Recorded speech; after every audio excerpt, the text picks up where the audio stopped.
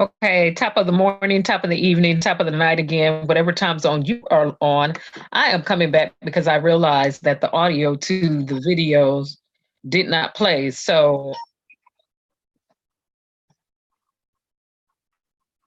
I am playing the audio.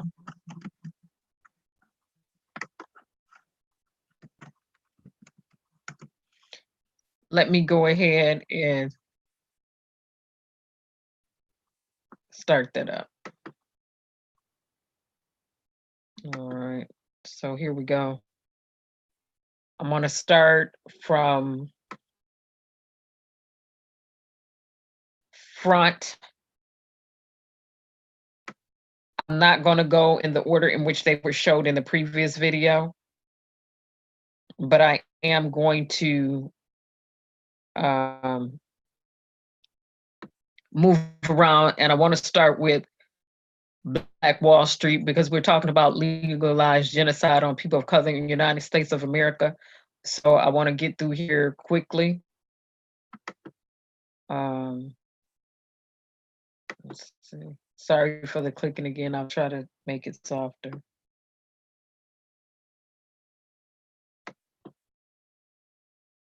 Okay, so I want to start with Black Wall Street. And then we'll go to the second Black Wall Street video.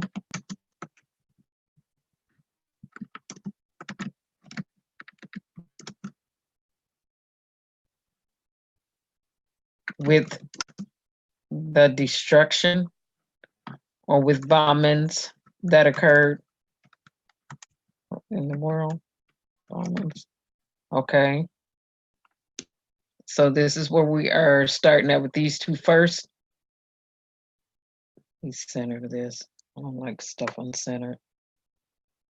And we will move it from there, but we're going to do this with the sound now. The videos are in the video links in the other video, but I just don't, I was sitting up here and I'm looking back and I'm like, okay, the video is playing, but I didn't go back and reshare the sound once I reconnected. So let me rectify that situation.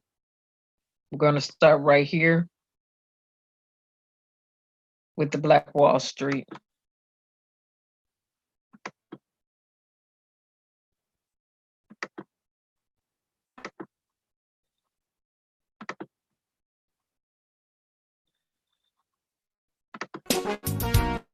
Let me move this sound up.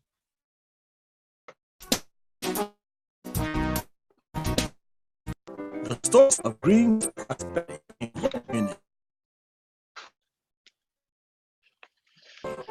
in fact, in the whole world.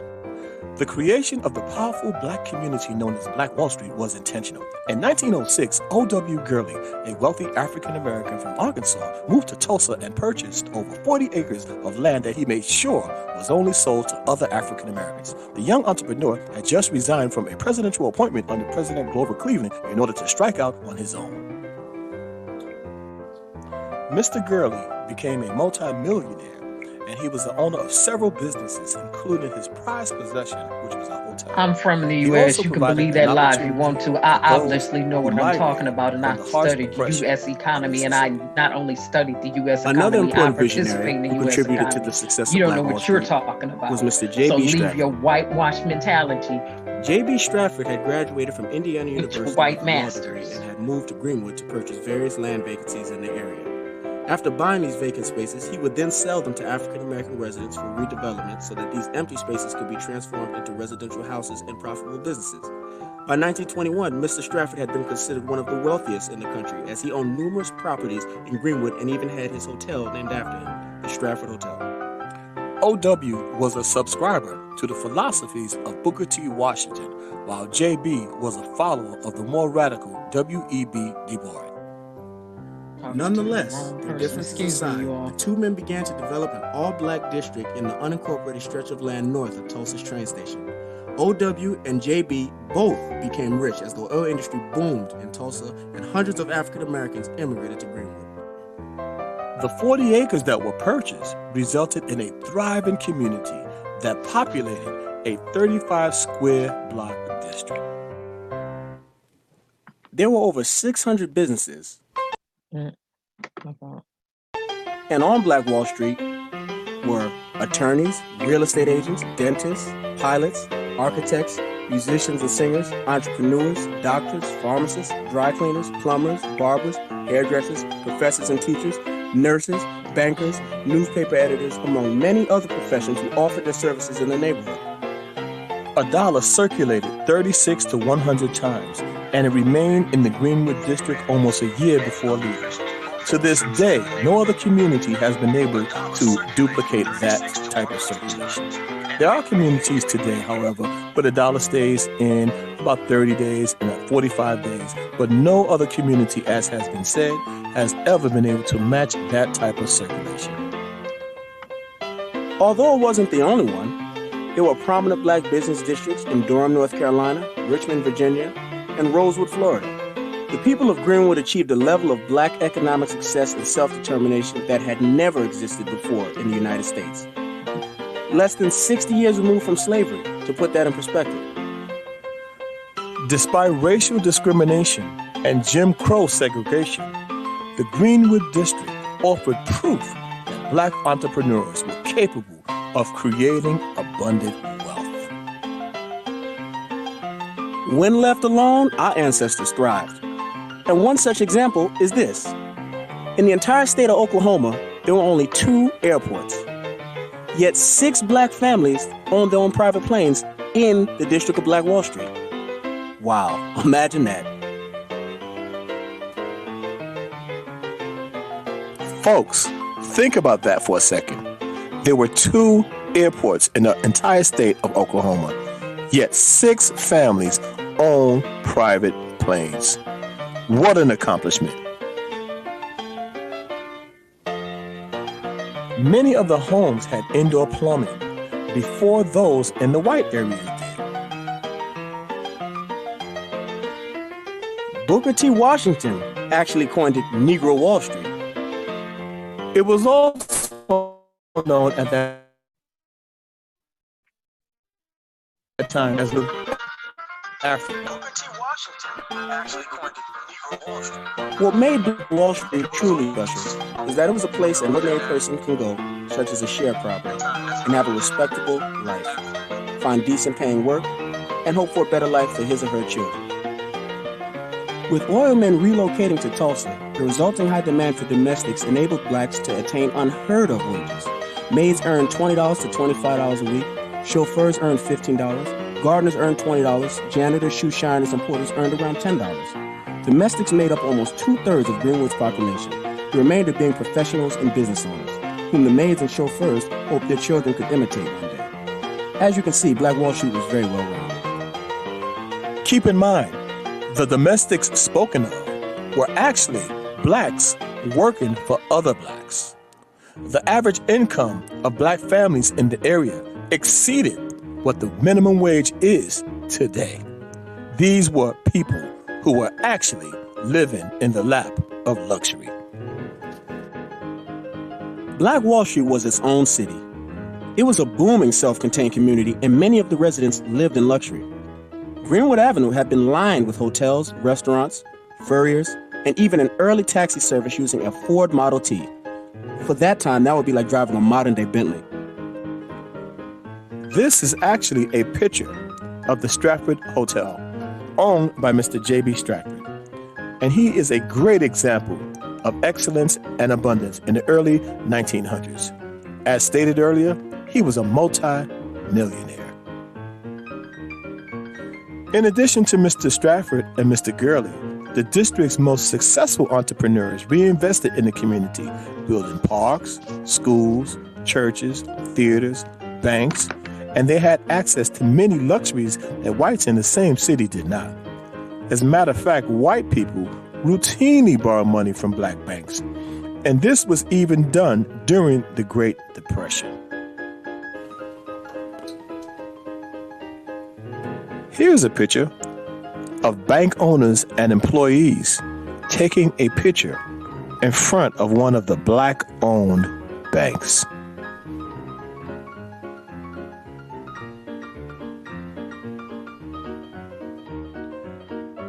Here's the picture of one of the theaters that line the Greenwood district. During that time, while showing the silent movies, they would have a live piano player playing alongside the movie, which was the custom of the day. So you see, Black Wall Street had all of the modern-day conveniences and luxuries. They were a community that really wanted for nothing. The schools were superior to those of the white areas. When the average student went to school on Black Wall Street, he wore a suit and tie because of the morals and respect they were taught at a young age. Black Wall Street contained a business college. As a matter of fact, the children of Greenwood's professionals attended Columbia Law School, Oberlin College, Hampton University, the Tuskegee Institute, Spelman College, and Atlanta University. Black Wall Street was a dream in progress and a symbol of Black success. Just how wealthy was Black Wall Street? The truth is, we'll really never know. But based on the facts, we can confidently say that today's worth will be well into the billions. And just think, that was a self-contained community that was just developing. There is no telling where it would be today. Although Greenswood, Tulsa, Oklahoma may be a distant memory, fortunately for us, we can still keep the Black Wall Street spirit alive today. With the Black Wall Street app, we now have access to thousands of Black-owned businesses in the palm of your hand, desktop, or tablet. Get that Wall Street app. That would be great. Like I said, I'm just going back through videos. The audio was not playing earlier. I forgot to turn the audio back on once I did get back on or reconnected to Zoom. So we're going through the videos again. And what you did hear me was responding to somebody in the background who's attempting to tell me, oh, the US is prospering and has so much growth, more than it ever has. And they're not from the United States of America. And so to that person, I would have to say again, big banks have been borrowing billions from the Federal Reserves. And with any time big banks borrow over here, that means we're on the precipice of an economic downturn and a recession. That's what that means in the United States of America. Our economy is contingent off banks, housing, and other markets. And the bank is a big sector, as well as industries that the American economy relies upon. There's been no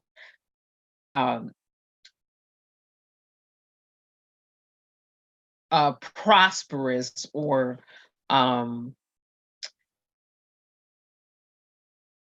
prosperous, but I want to say overwhelming job growth, or job growth that it should be to the degree in the United States of America. So for that person who attempted to respond to me, I'll say it again. The economic downturn is about to get real in the United States of America. Excuse me, that's where our economy runs over here. Anytime big banks borrow billions from the Federal Reserve, that means we're on the precipice of an economic recession. Simple. Now that I've said that, let me move on to the next video, which is when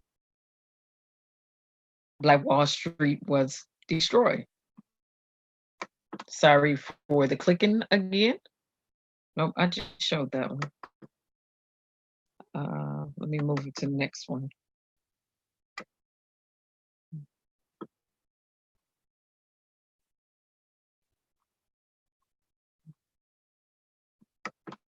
Moving to the riots.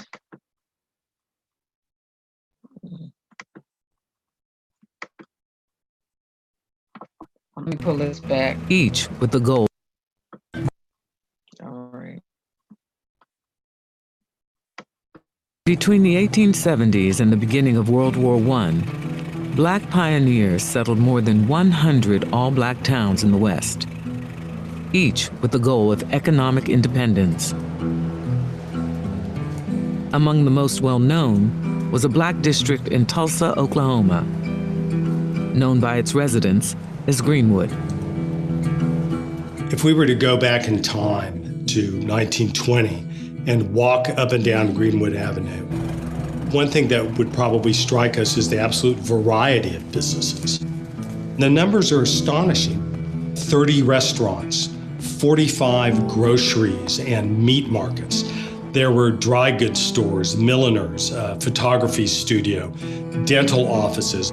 Greenwood is no longer called Greenwood. It's now known as Black Wall Street. This whole idea of self-containment really existed there. The dollar would stay in that community sometimes over 3-5 years before it ever went outside of the community.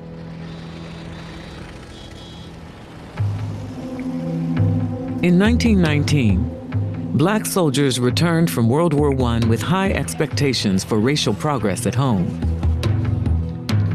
But in one city after another, white mobs erupted in violence, targeting Black veterans, citizens, and businesses. Hundreds died. On Tulsa's Black Wall Street, African Americans, including armed veterans, watched nervously and prepared for what might come. Countering this white militancy is very much an African-American spirit of we're going to defend ourselves. If the mob comes, we're not going to run, we've got our guns and we're going to protect ourselves. And that was especially important and valuable and potent in Greenwood. On May 30th, 1921, the mob came to Greenwood. This white woman is in an elevator and this Black teenager allegedly whistles at her or talks to her. He is taken to jail. A mob gathers of whites and Blacks, and Blacks in Tulsa are armed. They take their Second Amendment rights seriously, and they come with guns. And this is a threat. Someone fires into the crowd, and the riot is born. This was not about the whistling boy in the elevator. This was about Blacks becoming too economically powerful and showing that wealth in a way that anyone would by creating buildings and constructing churches and having property. There was a whistle that blew, and then the mass invasion and the destruction of Greenwood began. When the smoke cleared in the early morning of June 1st, 1921, Black Wall Street lay in ruins. This is by far the largest single incident of racial violence in all of American history. And once again, the topic was legalized genocide on African Americans in the United States of America. I am replaying the videos with the audio this time because I did not go back and reshare the audio earlier. And I'm playing it back so people can see the videos with the audio. And I intentionally, purposefully have my video off because I am in my 90s. So, but let's go here. Since we're talking about legalized genocide on African Americans here in the United States of America, and what's so significant about Black Wall Street is the fact that it has never, no one ever was held accountable, and no one ever received any type of retributions holistically because of the incident that occurred by the US government participating and governors participating to destroy the prosperity of Black people here in the United States of America. And it was legal. So let's get to the next video pertaining to legalized genocide on people of color here in the United States of America. So if you watch the other video first and you watch this one, my commentary will make sense as I'm talking through there. You can actually hear what's being said on the videos now. So I'm getting to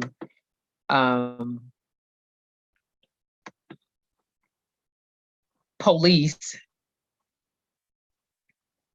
shooting people of color. Sorry for the clicking. That new video taking social media by storm over this morning was shot by an officer after he held his hands in the air, lying on the ground. His patient with autism sitting right nearby. ABC's Gio Benitez has more on this story. Good morning to you, Gio. Amy, good morning to you. That new video taking social media by storm overnight. The unarmed black behavioral therapist shot by police on the streets of Miami. And police say it all started when they got a call about a man threatening suicide. Watch, just moments before the shooting, you can see 47-year-old Charles Kinsey, his hands raised in the air. The video released overnight by his lawyer. Kinsey in the yellow shirt works at an assisted living facility. And the man at his feet is a 23-year-old with autism who ran away from the group home. Listen as Kinsey talks to police.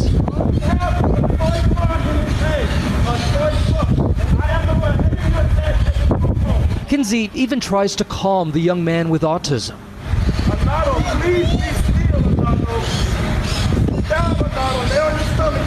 At some point, one of the officers shoots Kinsey, but he survives and speaks with Fox station WSVN from his hospital bed, recounting what he told that officer.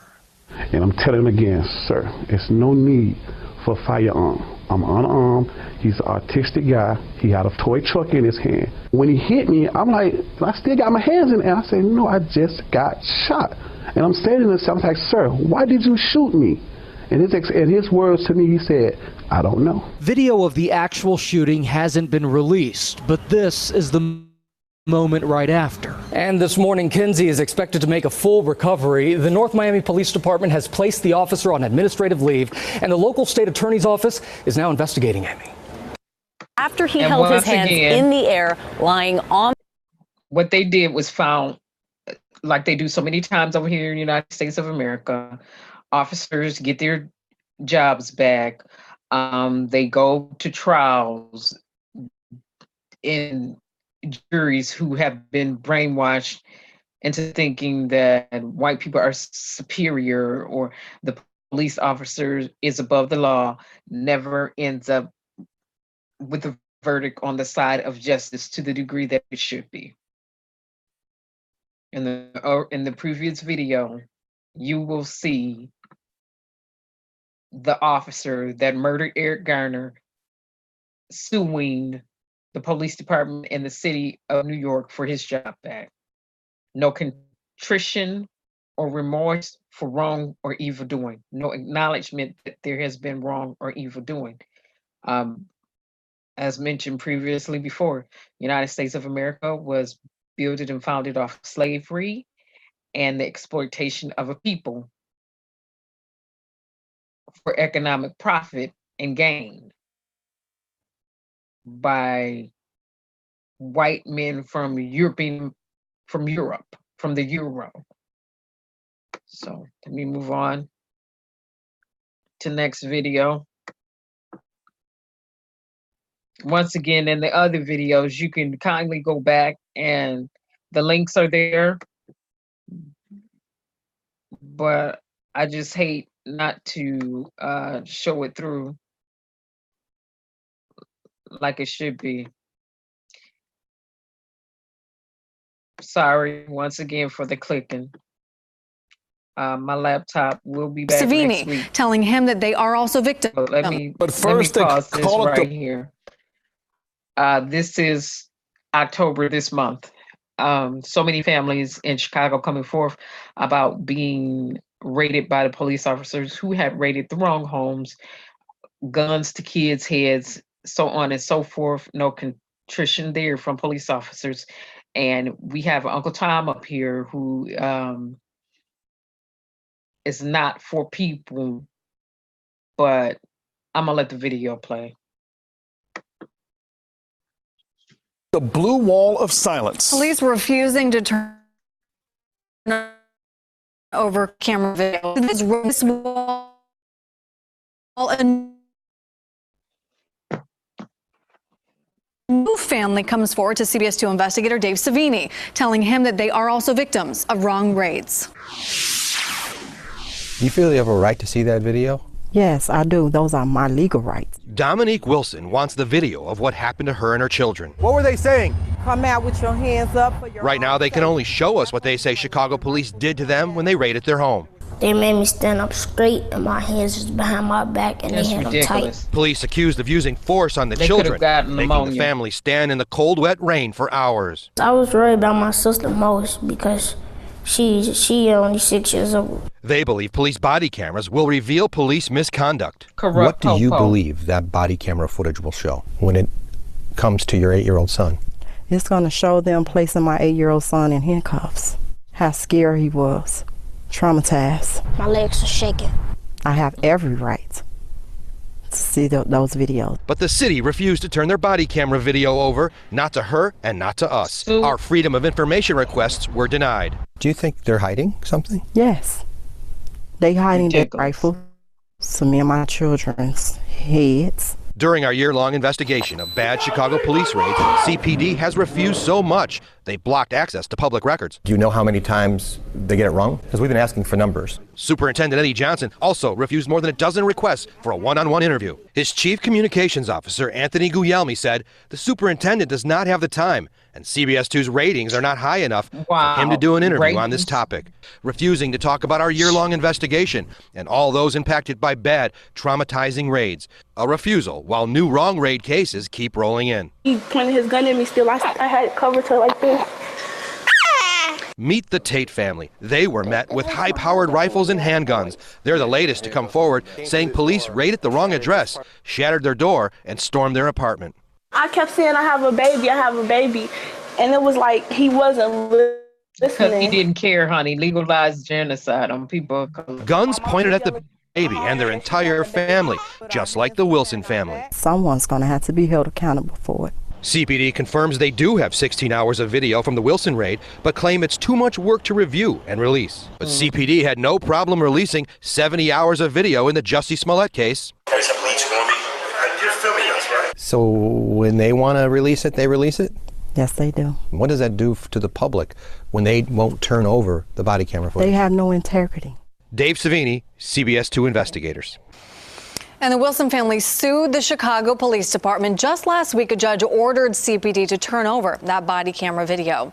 And in response to our wrong raids investigation, Mayor Lori Lightfoot is directing the Chicago Police Department to work with the city's chief risk officer to find any weaknesses and how officers get and execute those search warrants. Also, the Inspector General has launched a full audit of CPD's search warrant system. Nice, but go after some jobs. Temporary suspension without pay, and to add an investigation. Prorate the benefits back or the finances back, the income back if they are found innocent without any contamination. People need to stop acting like they don't know what to do when they get in these positions. Okay, let me go into the next video, moving right along.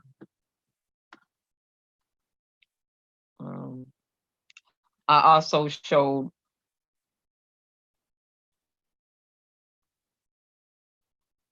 parts of Africa. I don't want to show the one again. Why did Europeans enslave Africans? You can go pull that up yourself. But I do want to show did Greenwood, take a minute. Let me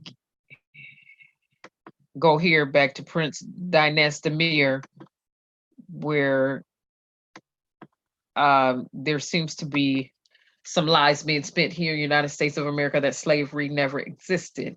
And there seems to be a group of uneducated or those who do not want to acknowledge history and their attempts to rewrite history and tell lies that slavery actually existed in the United States of America. All you have to do is go back to the Constitution of the United States of America, as well as laws, and look at the amendments.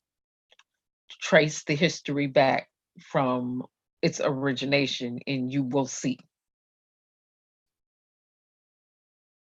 Okay. But this is Prince Dynastamir. Like I said earlier, he always is in Africa every couple of months. And this time he went to Cambodia, and he's talking to Kunta Kinte family members.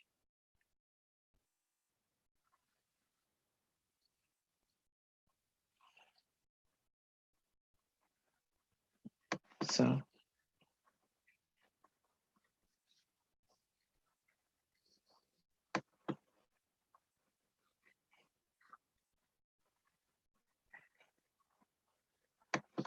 Okay, I'm gonna start right here. Sorry for the clicking once again.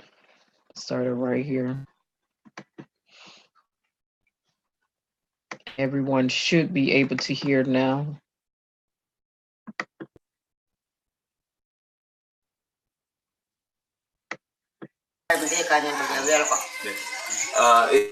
It's just there's in America. The Black Okay, American thank you, is Joy. becoming very confused. Ako American blablo leje wala ta komsa ka kuonye ka giver nyako le ande mulunto. They're starting to say that slavery never happened. They're saying this root story, it never happened. They're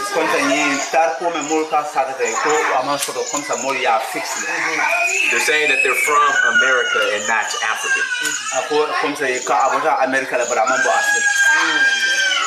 When people think this and say they're not African,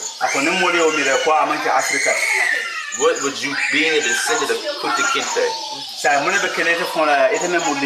I got to pause for a minute because I didn't say this earlier, but the kids screaming in the background, they still get whoopings out in Africa. Let me keep it moving. To people who are black just like you. But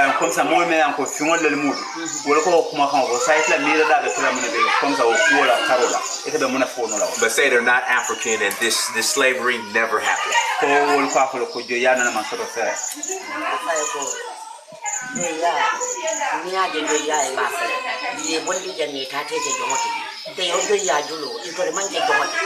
Ya understand. Ye keje jongole. Kunta Kinte Alexele bula tawo joy yale no maka joy yako. He's saying those people living there in America, they say the slavery never happened because of their ancestors. They are from Africa.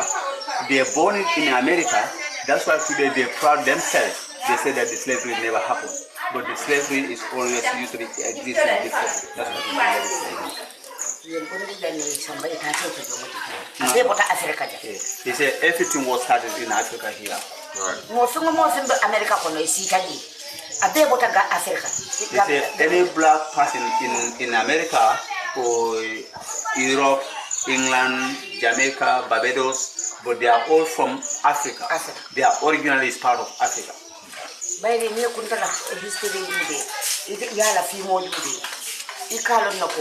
Nyumolu afaya ntama modoli no barakunta kento originally I think you heard that one. They said the Kunta Kinte is the original descendant of Africa. Yes. And originally is born here. Born here. It's true. Thank you. Thank you. Okay. I appreciate it. Thank you so much. My name so that was Prince Dynastamir, who was born in California. Like I said, he goes over to Africa every few months to talk about this lie that slavery did not exist on the shores of the United States of America. Within its borders. And we all know that's a lie because when you read back through the Constitution and you look at the amendments, you know slavery did exist and had to be amended. And you go back through the freedom of slavery. So, it's just really unfortunate that people can be bamboozled and hoodwinked to that degree when the information is out there and they don't like facts, which can be proven. That's really unfortunate. And people need to get a clue. also legalized genocide on people of color here in the United States of America still exists. That should tell them a lot. Okay, let me move on to the other video.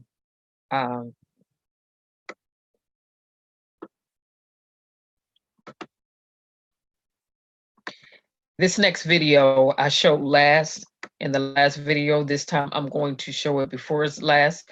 This is Julie from England, who relocated to Cambodia. And like I said, if you are ever looking to go to Cambodia, Africa, please reach out to her. She's such a sweetheart, someone with integrity and character, her and her husband. And quite a few people from the United States of America have relocated to Africa, and they are not coming back to the shores of America. They have no desire to, due to legalized genocide on people of color here in the United States of America. They just did not want to go through this anymore. And they all say it is so different on the continent of Africa once they get there in their first time partaking and seeing it. So that's why I always admonish people to definitely travel, go back and see where your ancestors came from and explore the greatness and the beauty there, since they stripped the best off of Africa, which were the people, for labor. So this is Black Exit, who now lives in Cambodia. She's 47 years old. She moved a few months ago, her and her family. And this is on Woody Mayo's channel. He is from Ghana, Africa. So I did a video not too long ago asking people to subscribe to them, but also you can subscribe to Black Exit. I love her. She's definitely a deal. Interviewing African Americans, Caribbeans, without talking to Black Europeans. You know what? Like, whatever you say, I hear you. So today, I'm with Black Europeans. Are you Black European, by the way? No, they think I'm lying to them. Are you Black European? Yeah, I was born in England. Wow. Yeah. Nice to meet you. My name is Maya. Nice to meet you, Maya. Thank you, Maya. Juliet. Juliet. And what's your name? By the way, Juliet is a sweetheart. She is 100% sweetheart. I love her bubbly personality and the character from her that exudes with joy. Sir. Sir. Yeah. Please, can I use my Ghanaian accent or the UK accent? Ghanaian. Okay. Now you're in the Gambia. Yes. What brought you to Gambia? Oh, well, we've been coming here since 2011. We love Gambia. We love everything about Gambia. What's there not to love about Gambia? From the people to the food, just to the environment, the ambiance, just everything about Gambia makes you feel at home. And when you're here, you are home. Your spirit is connected to the very earth here. And the culture, what is there not to love about Gambian culture? I mean, come on, when you're here, you are African. We are Africans born in England. However, we are Africans. And so it's nice to be reconnected. Let me get this clear. You're Africans born in England. Do you know that people are denying the fact that they're Africans born in England? Yeah, sure. I mean, even my mom came here and she said, oh, I'm Jamaican. But you're an African born in Jamaica. And so we need to understand that, and we need to get that concept there. We need to be proud of Africa. Africa is the most beautiful place on the planet. I've been to 27 countries, and I have been coming back every single year since 2011 till now. I said, I've got to live here. How can you not live in paradise? So you're trying to say Africa is paradise? Oh, what? Without a doubt. Without a doubt. You know, I've been saying this over and over again, that I keep on seeing myself in paradise, you know, but people are saying, no, UK is paradise. You lived in the UK. Crazy. No, you live in the UK, and you decided to give away, like you don't want it anymore, to come and settle down in here. Why? What is the main reason behind it? The UK is not a nice place to live. I'll be honest with you. All these people that are trying to go the back way, thinking Again, it is not what you think it is. The UK, there are high levels of poverty at the moment. 14.3 million people live under the poverty threshold.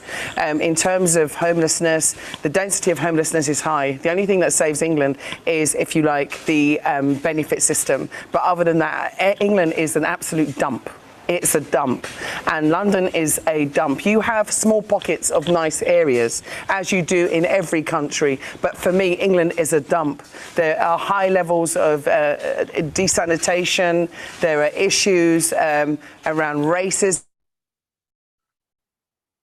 Terrible, terrible, terrible racism. I mean, how can you live in a place where you're not wanted? How can you live in a place where you're not welcome? And how can you live in a place where people are hostile to you almost every single day? You can't live your life like that. You cannot live. And money, no matter how much money or little trinkets or little things they want to give you, it is never going to justify having to suffer, and your children having to suffer. What, to live in a little matchbox house when you can live in a beautiful palatial palace like this with a swimming pool where you can pick coconuts and mangoes and oranges and live with people who like you? Oh, come on. The people in here like you? Me. She's on fire. Like, for real, I'm loving this interview. Like, I really did not expect this, but for real, we need to continue. This is not a 10-minute video. This should be an hour video. Let me know, like, this is very important for you telling me that the people in here love you. They don't even like you, they love you. Yeah. I want to stress on that, because, like, this is something I really want people out there to know, because a lot of people are saying that whenever they come to Africa, Africans are not going to like that. Oh, listen, this is our home. We are black. When you come here, the first thing they said to me is, welcome back to your spiritual home. Wow. That's what they said to me. I didn't get that when I went to Jamaica. I didn't get that when I went to America. I didn't get that when I went to Europe, Spain, France, Turkey, Portugal, Italy. I didn't get that when I went to Mauritius. I didn't get that when I traveled to Cuba. I didn't get that in all of the places that I've been. I didn't even get that in Tunisia, Morocco. I didn't get that when I went to Egypt. But I got that when I came back to the proper motherland, which I call, Black Africa. And this is why, like I said, you have to make this your home. You're not living in England, you're surviving. You're not even thriving. You're just about existing. And this is what we're doing. We're working ourselves to death in England, literally. And the government are now trying to, make you work harder for longer, till 67, till you can retire. No. So many of my friends have died before they even got to my age because of stress and other illness, not eating good food, not breathing good air, not drinking clean water. This is the truth. This is the truth. Trinkets and technology don't make a society. We society, Africa,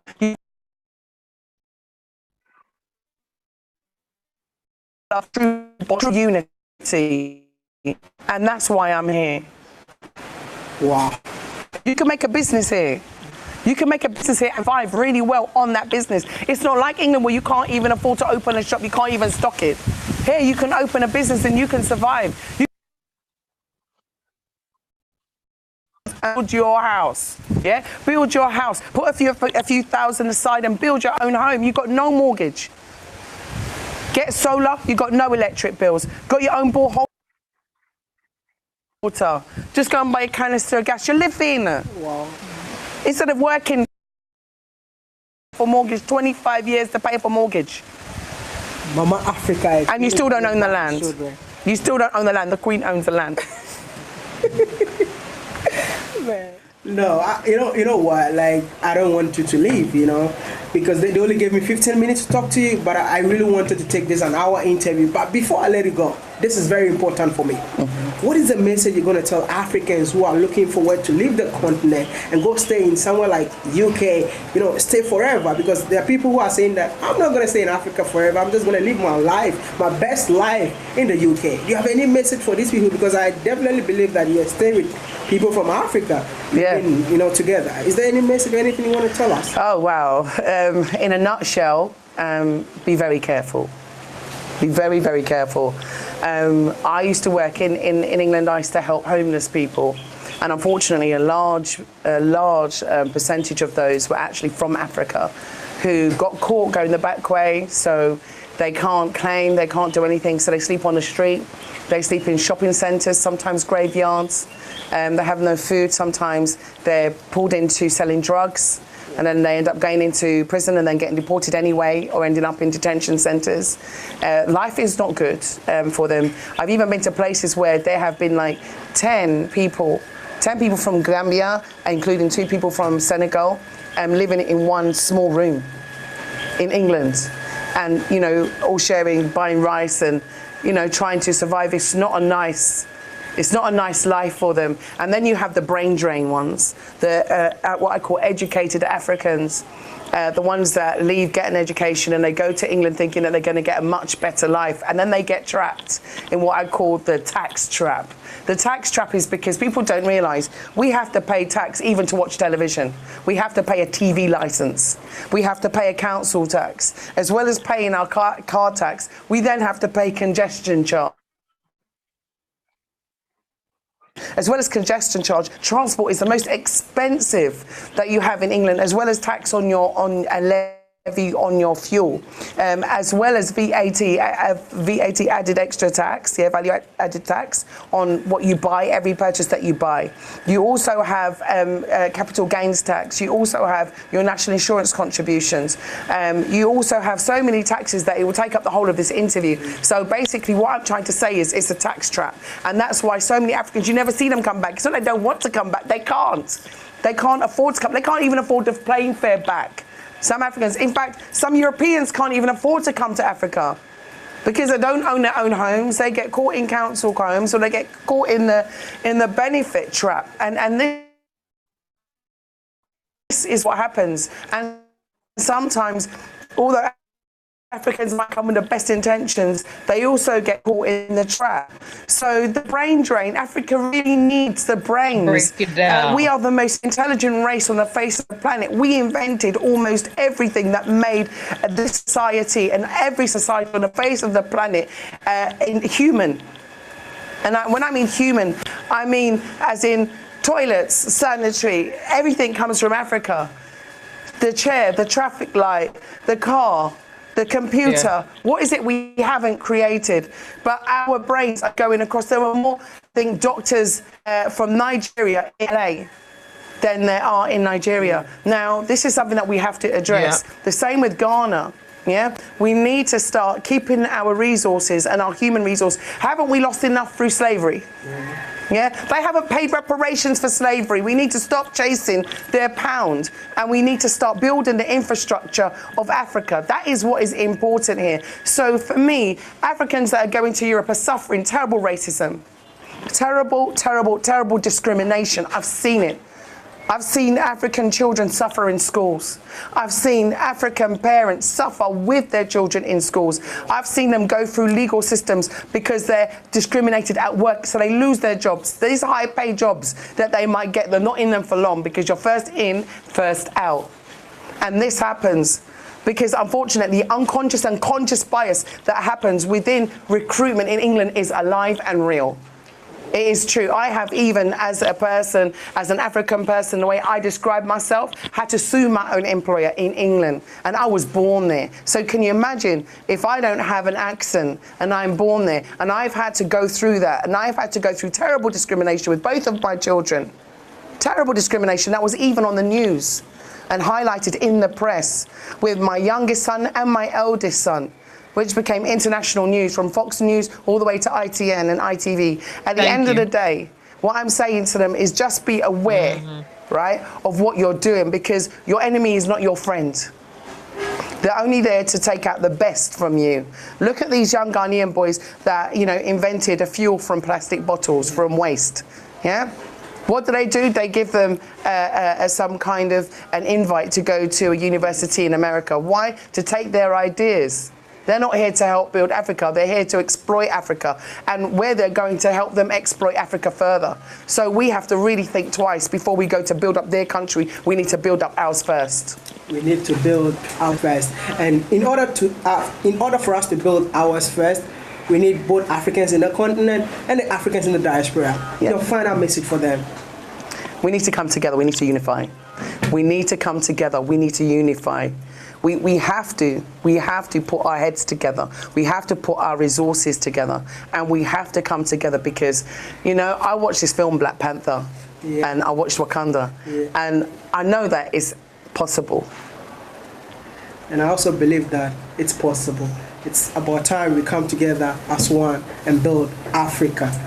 Thank you so much, Julia. Like, this is the most powerful interview I've ever had. Okay, and, that was Woody Mayo's channel. I know they're going to finish Black watching exit it. from the United Kingdom. Julia and her family left England and went back to Cambodia, Africa, relocated to Cambodia, Africa. So that was one of the ones that I showed earlier. So definitely make sure you check this out. Like I said, people are getting tired of the foolishness that transpires in England, the foolishness that transpires in the United States of America. I know several of African Americans who have given up their citizenship to the United States of America and have relocated to the continent of Africa with no intentions of coming back here, because you have legalized genocide on people of color, and they do not want to deal with it anymore. And it was like a stress reliever for them. They got healthier, ailments started healing up on their bodies and different things like that. So it is what it is. They need to do what they needed to do to get themselves out of a stressful situation and place. Like I said before, I believe in traveling and multitasking. So I will stay in the fight until justice is served on behalf of people here in the United States of America. Now, let me move on to another video that I showed earlier. Once again, the movie Harriet Tubman is coming out in movie theaters in the United States of America. And I hope they do their due diligence with this one.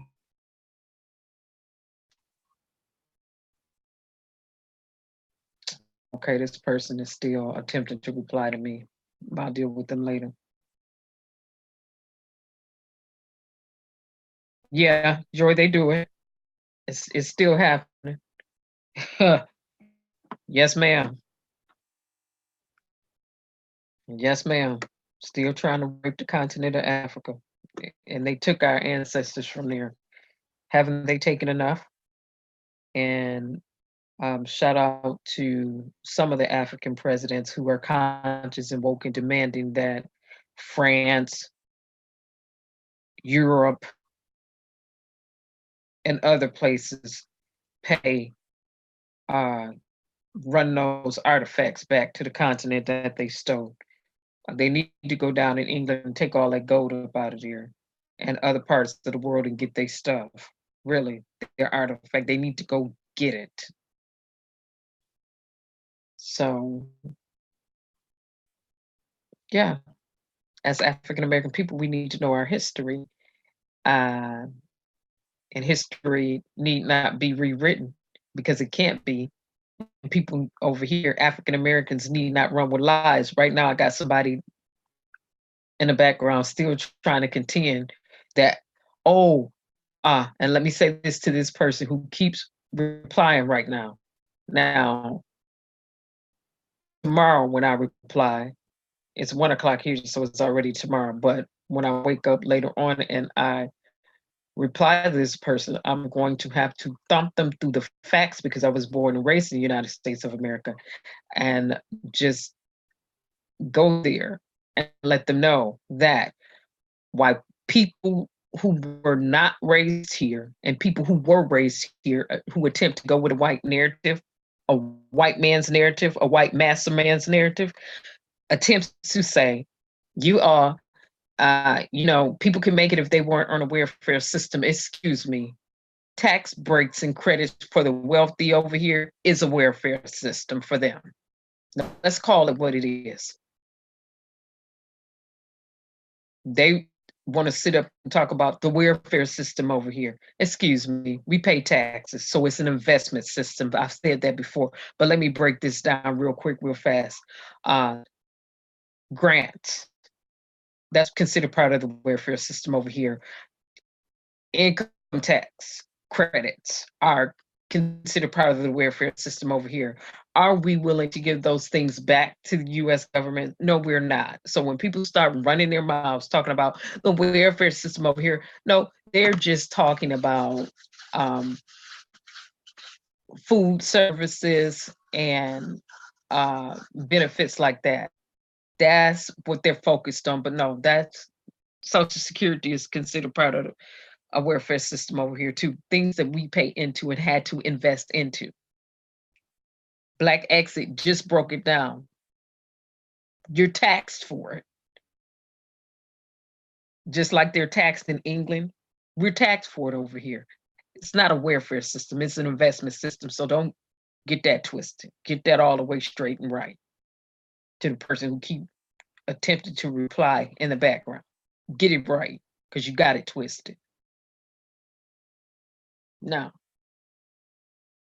but am I, as an American, going to give up any of those? No. Why? Because I invested and paid into it. Absolutely not. And I expect to yield a return off an investment that I involuntarily participate in. So get that right. All right, let's move on to this video right here with the movie coming out, Harriet Tubman. It's gonna be in movie theaters in November. Hopefully they will do justice in this movie. Once again, excuse me for the clicking, because I will be going to see this one. Yes. Someone who stayed in the fight and didn't give up the fight for towards the legalized genocide on the people of color here in the United States of America, in which we are still fighting the good fight of faith towards and for.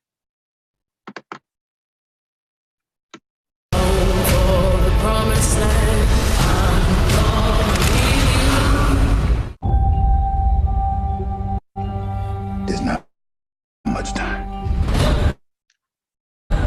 You got to be miles away from here for dawn.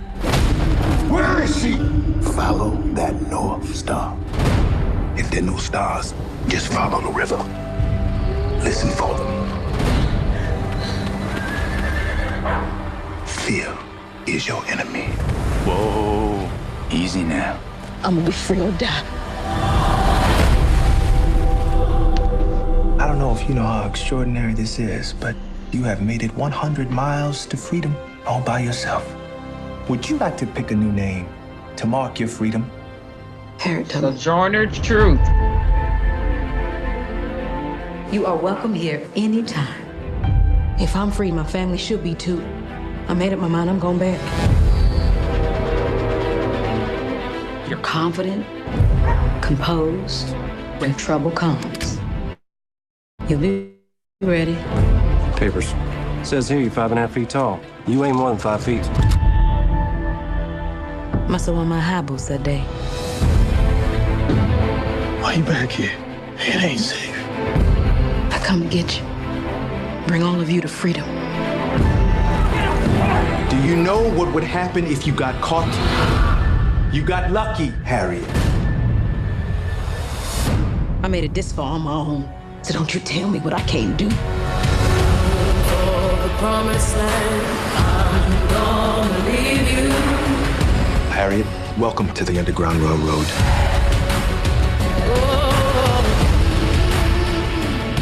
Everybody, everywhere is looking for you. That's right. God don't mean people to own people.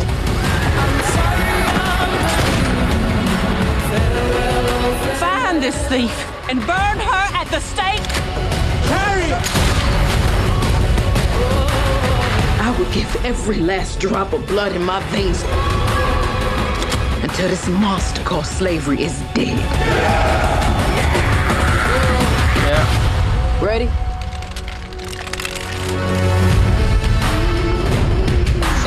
definitely going to see that, which should be really good. Sorry once again for all the clicking. Be happy when I get my soft sounding, no sounding laptop back. But I am grateful that I do have this one to utilize. I'm definitely going to see that because that's someone who stood in the fight and kept the fight, resilience. As we talk about legalized genocide on people of color here in the United States of America in the year of 2019.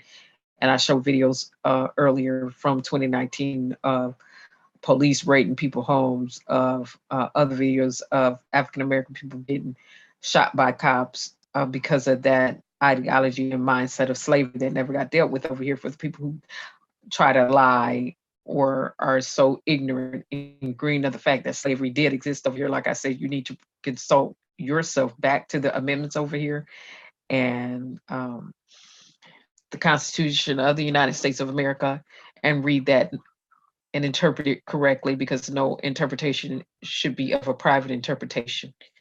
So make sure you do that.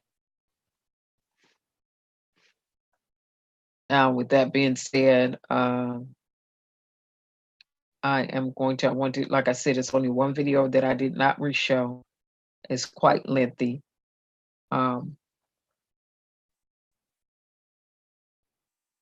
What is show one more video and then I'm going to get off and it'll be a different video. Let me pull it up.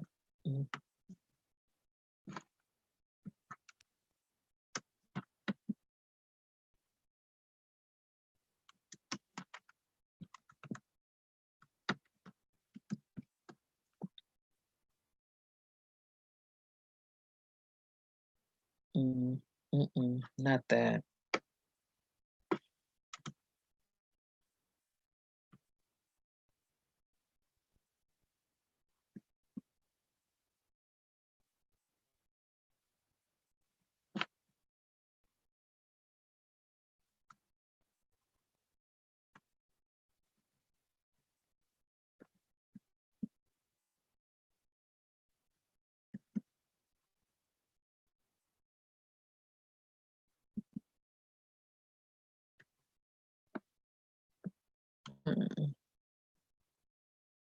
Go back here and okay.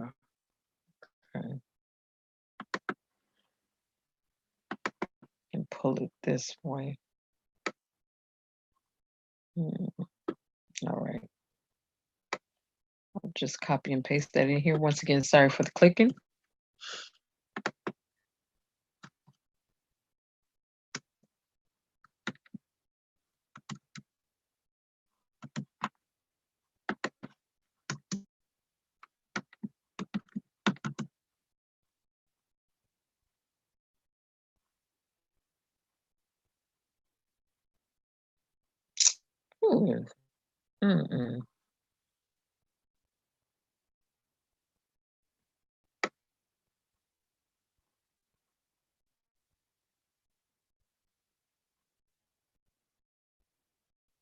Okay. Right here. Back to Woody Mayo, and shout out to him from Cambodia.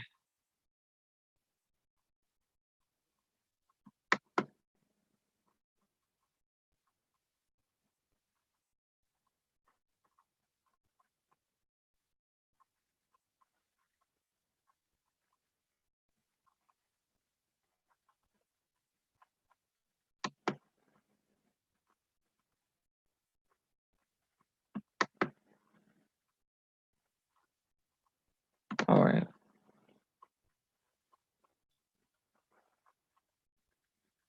Let me go right here. Sorry for the clicking again.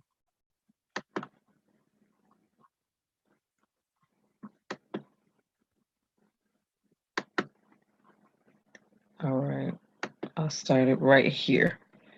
All right. This is queued up. This is Woody Mayo again from Ghana. He's a cool person to contact too if you ever go to Ghana. somebody with integrity and another person that will navigate you through and network you with other good people on the continent of Africa.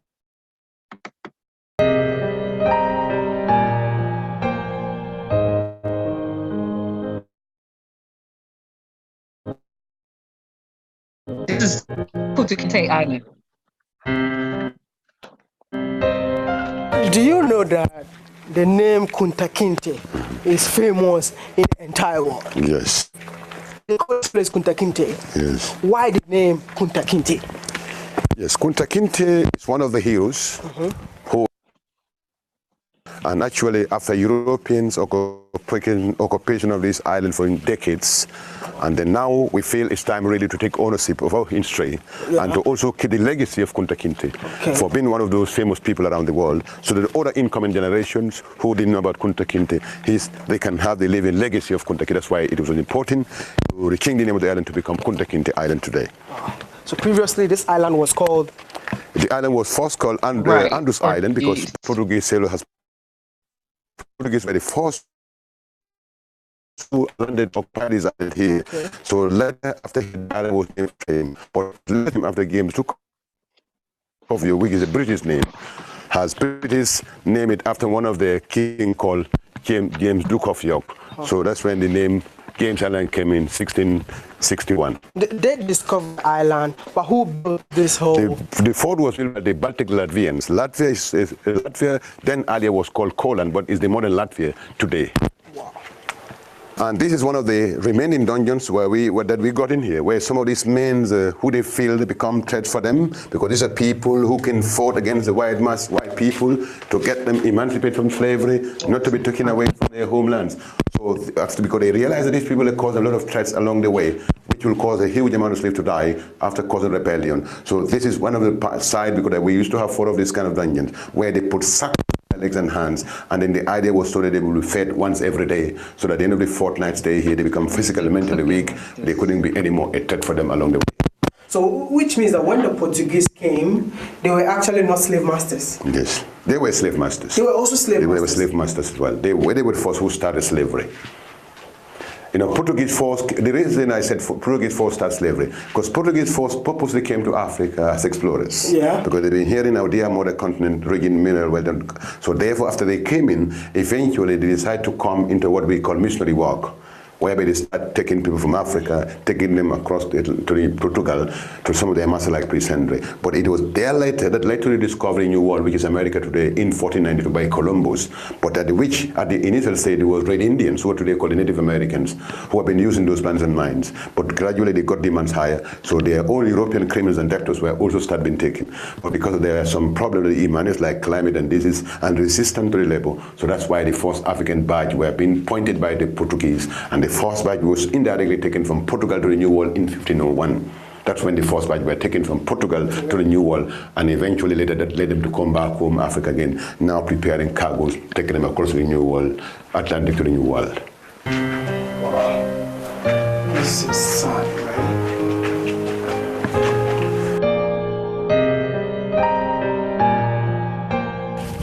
So where we are right now, this is the main slave yard. And that's why the harbor was located, but because of it, it's all been destructed because of erosion. And then this particular place is slave yard. And they're looking at this round circle here with the stones. Yeah. This is another very important point of slavery. Looking at during the course of slavery, according to the masters, from every 100 before their arrival in New World, a huge percentage died, like 33% was perished. And then one of the reasons why they have to do this was because they want to identify, because they said our ancestors were all looking the same, they cannot identify them. That's why brandy come into slavery. The masters or company would have to mark their slave before they start to go on board. So that's why in the slave yard, this is where it was conducted before they go on board. And looking at the right-hand side there, the left-hand side, sorry, where we got that cannon on top there, They also become one of the oldest canon here today. It represents the presence of the French people here after 7 years of their struggle of occupying the island from the British. So during the American War of Independence, when they become successful, this is one of the canon they brought in here. But at the time when they had to left for Gaye and left this island under the British control, the canon was left here today. It represents the oldest canon here on the fort, and it marks the presence of the French people here. So the French people left this place to Gaye Island? Exactly. No, because the French were in Gaye Island. At some time they were interested in the Gambia, but British has never wanted to give them a chance. That led them to go into war for 7 years. And eventually during the American War of Independence, because of the lack of attention by the British, so they were succeeding in capturing. But after a similar revenge in Senegal by British, so eventually two sides had to finally surrender each of these sides to one another. So the island has been surrendered back to the British, and then the canon was left here. That's why it became the oldest canon here. And then in the front side here, where we're just entering, this is the main admin side of the fort, where the governor and his men used to be living, some of his high-profile people. The first room we have on the right-hand side here, that's the council's room, and the next one by that on the right, that's also the governor's residence, and the longer one at the end there, the other one at the far end there, that's the main store of the island. Looking at the building, it was like a two-flat, but it gradually collapsed because there was 7 years of war and destruction and rebuilding till at a certain point the island couldn't be sustained. And from the store here, there was an explosion in 1726, there was an explosion of powder magazine, and according to which there was 19 guards here, and 11 out of the 19 guards all lost their life in the explosion, but there was no account of slaves, how many died and how many was in injury. So our ancestors were more like business school to these white masters. So this one also said that one of the first legal court that was established in the Gambia for the purpose of trying to get slavery abolished for people who are caught within the Gambian territory or waters where they could have to face the legal prostitution, either pirates or illegal traders. Because British force came to Gambia to abolish slavery in 1810, but one of their first settlements was in the village of Albreda, opposite the restaurant where we have the canon there, but they only had to relocate to the island here for so many years. But after they've been here for some years later, they found that in the Gambia, the only best place to abolish slavery was going to be Banjul. Banjul was in our capital at the time. Banjul was founded by 1816.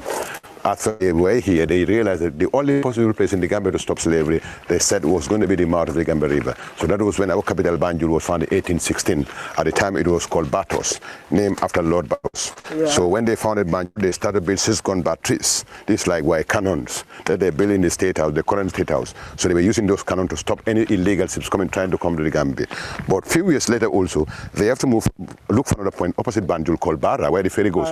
Just in the other end of the ferry, at the left-hand side coming from Banjul, you have a fort they built called the whole breadth of the Gambia. So it was the 4th year later, 1830, the British had finally had to abandon this island to get their governor moved to Banjul and his men, other men to move to Barra at the fort to abolish slavery. And this was the last canon, excuse me, that was also brought in here by the British people after they came to this country to abolish slavery, to enforce the abolition of slavery. After their first protocol was in the village of Albreda, because knowing the distance from the village of Albreda in the north there, that really the cannon cannot fire from that part of the river to the other end of the river, so they have to relocate their men here. So it became the last cannon before the British were leaving these islands of Banjul, that it was brought here to reinforce the abolition of slavery. So looking at the small dungeon that we saw on the ground there, so these were mainly located at the four corners. So at every of these dungeons above, they have the bostums where they place cannons. So below here also we have the slave dungeon, and there was another one at the other end there. They are standing on top of a bed. Exactly, and there was one at the other end there as well. So always above they have the bostums.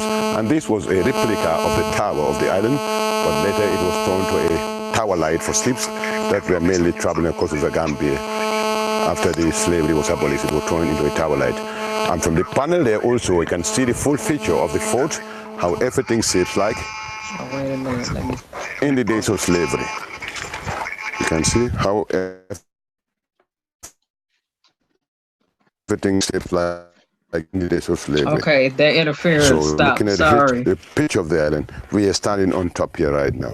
So this one is the only dungeon there. So that's the side that has been taken in by water, eroded by water, because it's the side where they kept the women slaves. So this were the thatch houses, the slave yard, meant for trying to keep more more conveniency for pregnant slaves. As in, like today become very warm. So in a days like today, they have to bring them into those hot houses to spend it. So this is the side where we just come through the cannon there. You can see this assembly of cannons just at the entry point down there. That's where we got it. And this is the thatch house that where the group is standing on. So that's the tower. Okay, and there's part of our during the days of slavery. real history again for people who don't think slavery existed. And what I don't like is when Americans attempt to go over to Africa with their American westernized learned selves and attempt to tell the Africans how it went down in Africa. That's out of order. You weren't even born and raised there, but you're gonna go over there and think you know more about the continent than the ones who grew up there and have upheld and maintained the history. Stop with that stupid stuff. That's what I have to say in that regards. And to the person who just want to keep responding in the background, do not tell me American economy is just so prosperous and it's the best that it's ever been. That's a lie. And want to talk about facts and statistics from the Bureau. The facts and the statistics are this: manufacturing jobs have greatly and drastically decreased. Housing is not where it used to be. We can go sector by sector, and I will break it down for you like it's been broken down before in other videos and show you we're at the precipice of economic downturn here in the United States of America. It is what it is. That's why banks have been borrowed from the Federal Reserve, because they don't have the cash. They messed up people money. Now, with that being said, thank you all for streaming. Like I said, I wanted to get the videos in again. You all have a pleasant evening and a pleasant night. Thanks so much, everybody. I will relink these videos again. Sorry for the long clicking. Bye, everybody.